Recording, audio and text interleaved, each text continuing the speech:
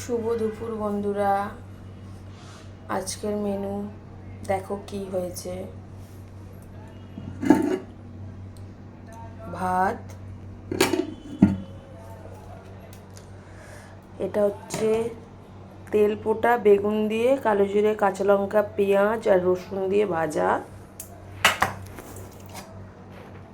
এটা কুলেখাড়া আলু ভাতে মাখা পেঁয়াজ আর শুকনো লঙ্কা ভাজা দিয়ে। এটা বাটা মাছের ঝিঙে আলু দিয়ে ঝোল আর বরবটি। এটা চিচিঙ্গে আলু চিংড়ি মাছ দিয়ে তরকারি। এটা চিকেনের লাল লাল ঝোল।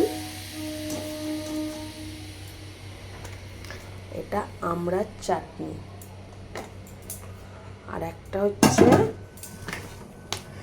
শসা পেঁয়াজ কাটা মানে স্যালাড।